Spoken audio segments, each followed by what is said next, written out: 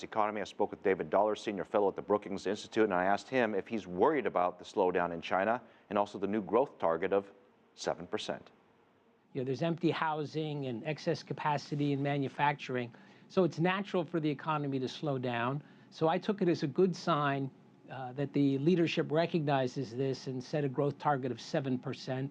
It's ambitious, but I think it's realistic in this environment of slowing investment, but consumption is growing well. Continuing to come along. So China's going through an adjustment, and in that period, slowing down the growth rate is natural. The reaction from the rest of the world, I mean, that's something that we want to follow quite closely as well. They don't seem to be surprised, but I guess the bigger question is, if not 7%, well, what is a number that would perhaps raise some eyebrows? As China has its investment slow down and consumption continues to grow well, what's happening is China's demanding less energy, iron, copper. So countries that export those kind of products, they're feeling this weakness from China. On the other hand, other countries are going to benefit. 100 million Chinese tourists went abroad last year. Probably more will go this year. So that's providing a lot of demand, a different kind of demand. Chinese consumers are taking in more products. So I think China growing at around 7% generates a lot of demand for other countries. It's just not that old pattern of energy, copper, iron. I think those days are over. I mean, what if growth slowed to 6.8 or 6.6 or 6.4? I mean, is there a number that you would look at that say, hey, that's going to be an issue? The growth rate's based now more on services. Services are more labor intensive. So frankly, I think the growth rate could slow down to 6%, and China would generate the jobs that it needs, and it'll still create demand for its neighbors. For its neighbors, you should care about China continuing to grow. So if there's a burst of growth followed by a bust, that's not healthy. It'd be better for China to grow at 6% sustainably than to overtax it. This week, we're seeing a lot of big meetings happening in Beijing, most notably, of course, the NPC meetings. And as usual, there is a lot of talk.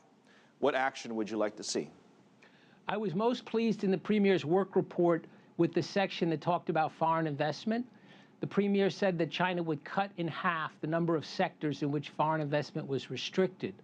Most of the sectors with restrictions now are services, like financial services, media, telecom, logistics. These are uncompetitive parts of the Chinese economy. So I think opening up those sectors to foreign investment, foreign trade, that'll make them more competitive. That'll give China some dynamic new areas for expansion. I mentioned the excess capacity. That's in very specific sectors. If you open up new sectors, then you open up new avenues for productive investment. So I found that very encouraging. So you've got some policy changes that have been announced. You've also got some fiscal changes that have been announced, most notably, or more recent, I should say, the rate cut. Now, for those watching, obviously, when you have a rate cut, that's in the hopes that it will drive the economy. So I guess my question is that enough? No, I think there'll be more rate cuts. There'll be more, required reserve ratio cuts, and there'll probably be more interest rate cuts over the next couple of quarters. In this environment, it makes sense for China to be easing its monetary policy. One thing to keep in mind is China's balance of payments situation has changed. It has large net capital outflows, so that's taking liquidity out of the system. So the central bank has to do some of these measures just to keep things neutral. So don't overread what's happening. Some of this is really just keeping the situation neutral. But beyond that, I think there'll be a little bit of monetary easing. And in this environment, it makes sense. Some folks out there have voiced concerns over the foreign direct investment. And for that matter, you could just argue it just purely investment, whether it's domestic or foreign. There's been a lot of investment outside of China. And a lot of people are asking the question is, and over the next couple of years, what does that field look like in terms of growth? Well, I think it's a very healthy situation. Last year, there was $120 billion of foreign investment into China. That's direct investment. There was $104 billion outflow of Chinese companies going abroad. So that's just about balanced. That's the way of the modern world. Chinese companies have their advantages, and they're going out and exploiting those. But other international companies have good technology and good brands, and they're coming into China. So I think that balanced situation is pretty healthy for China.